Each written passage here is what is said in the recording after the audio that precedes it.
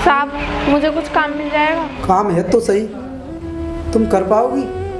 मुझे नहीं लगता तुम काम कर पाओगी। साहब मैं कर लूँगी, आप बताओ तो सही। ये रेता की ट्रॉली बंदी है, तुम भर पाओगी? ठीक है साहब मैं कर लूँगी। ठीक है तो लग जाओ काम पर।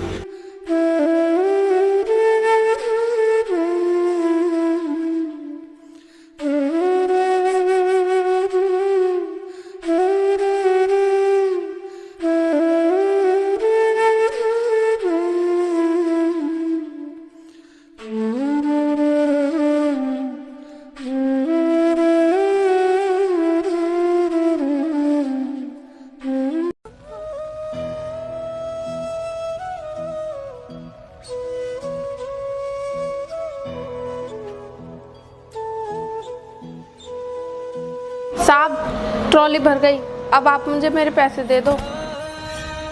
ये लो पैसे। अगर कल काम करना हो तो टाइम से आ जाना। ठीक है साहब, अब मैं चलती हूँ। ठीक है जाओ।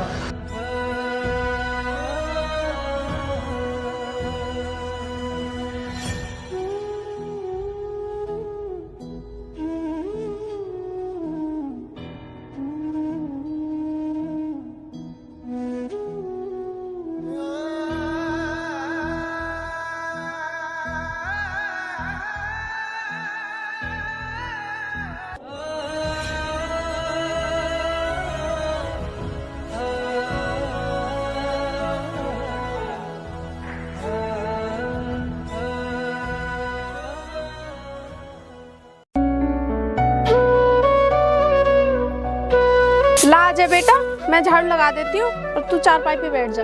लो माँ आप झाड़ू लगा दो, मैं आपके लिए पानी लेके आता हूँ। आप मुँह हाथ धो लेना और खाना बना देना। ठीक है बेटा, तू जाकर पानी लिया।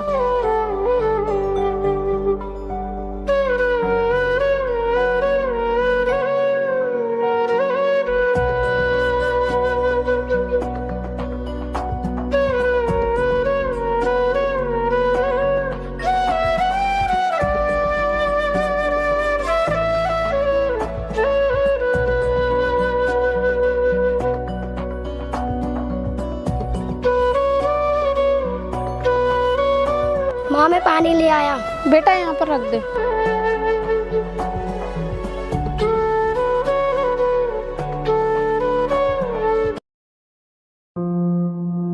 माँ तुम इधर आओ।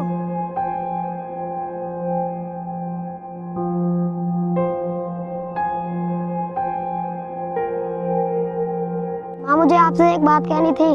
हाँ बोल बेटा, क्या बात है? माँ आपको तो पता है नहीं कि मुझे आगे की पढ़ाई के लिए कुछ पैसे चाहिए। माँ मैं कंप्यूटर का कोर्स सीखना चाहता हूँ, थोड़े बहुत पैसे होते तो काम चल जाता। तो बेटे तेरी इस पढ़ाई में कितना खर्चा आएगा? यही कोई मम्मी 5,000 रुपए का। जब बेटा तेरे पापा हमें छोड़कर गए थे तो कर्ज के सिवा हम पर कुछ नहीं छोड़कर गए थे, और वही एक छोटा सा खेत है जिसमें कुछ भी नहीं उगता। आज भी हम तेरे चाचा के कर्जदार हैं, मगर तू चिंता मत कर, मुझे कुछ भी करना पड़े मैं तेरे लिए कहीं ना कहीं से पैसे लेकर ही आऊंगी, चाहे मुझे अपने आप को गिरवी ही क्यों ना रखना पड़े।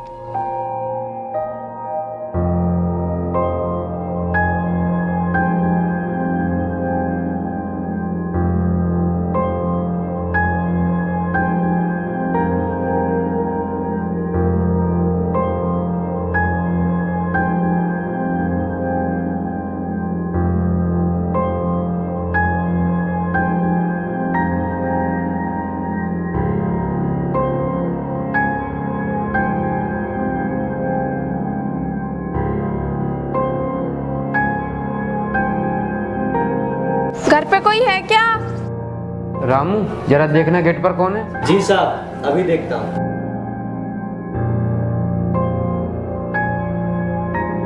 हाँ बोलो क्या काम है? मुझे अजय के चाचा जी से मिलना है। रुको मैं अभी पूछ कर आता हूँ। सेठ जी आपकी विधवा अभी आई है गेट पर। रामू ये बेकारिन जरूर पैसे मांगने आई होगी। सेठ जी क्या मैं उन्हें अंदर बुला लूँ? हाँ अंदर लेकर आ। जी सेठ जी।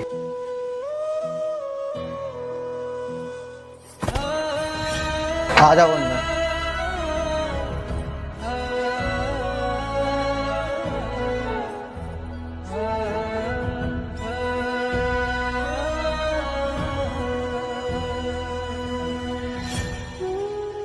रघुवीर मैं ये कह रही थी। भाभी जी एक मिनट। थोड़ा तमीज से।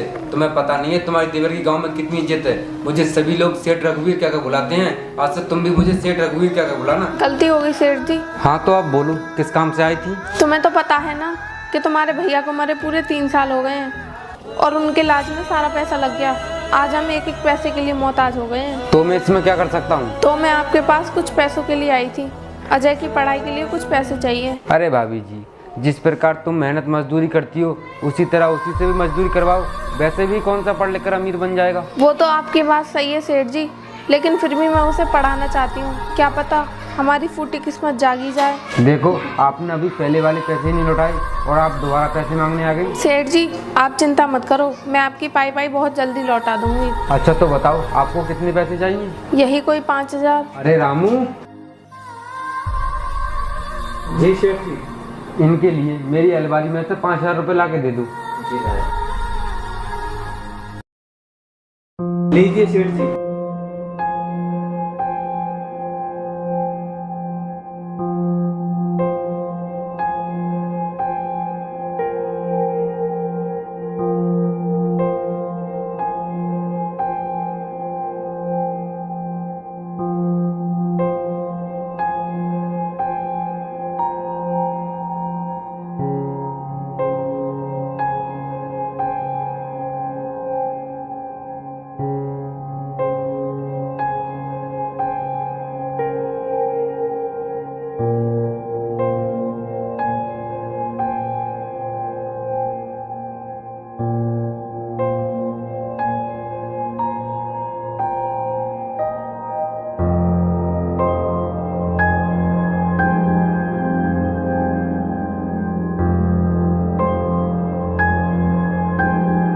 ये ले बेटा पैसे, तेरे चाचा जी ने बहुत मिन्नतें करने के बाद दिए हैं। अब तो खूब मन लगा कर पढ़ाई करना और आगे चल के बड़ा आदमी बनना। माँ आप चिंता न करें, मैं बहुत मन लगा के पढ़ाई करूँगा। मैं बड़ा होकर बहुत पैसा कमाऊंगा और हम सभी लोगों का कर्जा उतार देंगे। हाँ बेटे, मुझे तुझसे यही उम्मीद है।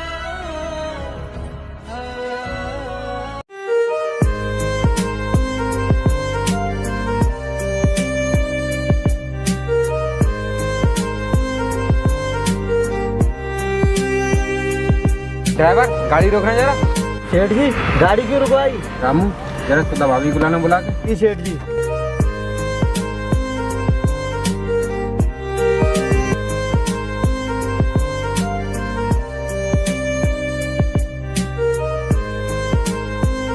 अभी जी ये काम धंधा छोड़ो, सेठ जी बुला रहे हैं। ठीक है चलो।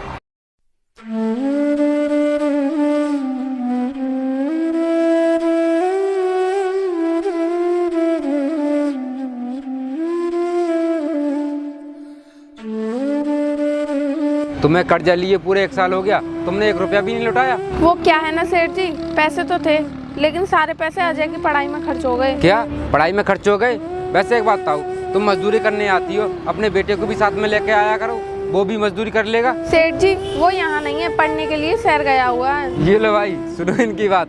इनका लड़का शहर गया है पढ़ने के लिए, घर में खाने के लिए दाने नहीं, और लड़का शहर गया है पढ़ने के लिए। तुम्हारा लड़का शहर गया पढ़ने के लिए, इसका मतलब ये थोड़ी वो डीएम बन जाएगा। छोड़ो इन बातों को, पहले तुम ये बताओ हमारा कर्जा कब लौटा रही हो? सेठ जी थोड़े दिन की मोहलत और दे दीजिए, मैं आपका सारा कर्जा निपटा दूंगी। देखो भाभी जी, मुझे नहीं लगता ये मजदूरी करके तुम मेरा कर्जा लौटा पाओगी। मजदूरी करके तो आप अपना पेट ही पाल सकती हो। ठीक कह रहे हो मालिक, तुम्हें कुछ और ही करना पड़ेगा। तो तुम ही बताओ सेठ जी, क्या करना होगा मुझे? तुम्हारे पास जो जमीन का टुकड़ा है वो हमें बेच दो।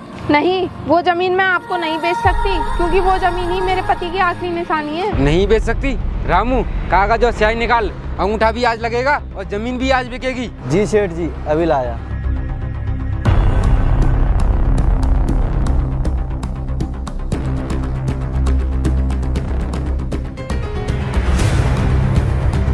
नहीं, तुम लोग ऐसा नहीं कर सकते, प्लीज छोड़ दो मुझे।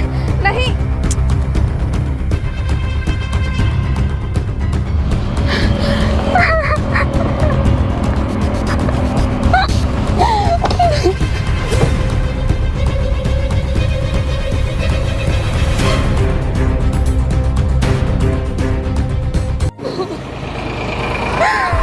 हे भगवान, मेरे जीवन में अच्छे दिन कब आएंगे? बेटे तू जल्दी आ जा।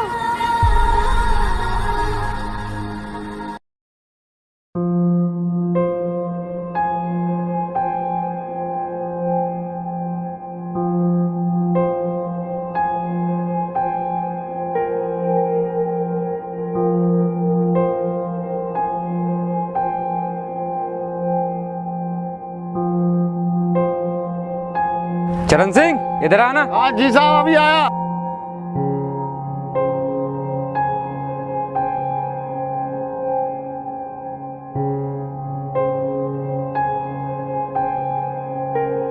चरण सिंह, आपने जो पैसे लिए थे काफी समय हो गया, अभी तक आपने पैसे नहीं लौटाए। साहब मैं लिए अभी कुछ दिन का टाइम दे दो, उसके बाद मैं आपके पैसे लौटा दूंगा। मुझे आपको समय देते हुए काफी समय हो गया, मैं आपको अब समय नहीं दे सकता। मुझे मेरे पैसे चाहिए आज ही के आज। अगर पैसे नहीं है तो ये जमीन मेरे नाम करो। साहब मैं तो आपको ये जमीन दे दूंगा, तो मैं तो बर्बाद हो जाऊंगा।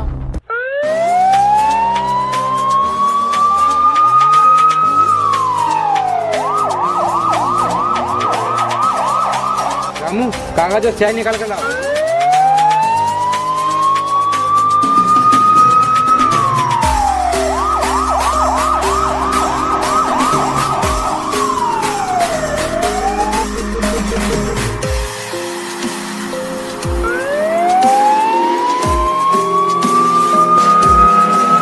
रामू, क्या हुआ? इतना घबरा क्यों रहा है? सेठ जी, विधवा आ गई। अरे आने दे, आइए तो क्या हुआ? विधवा तो आई है, कोई डीएम थोड़ी आया है। सेठ जी, डीएम को साथ लेकर आइए।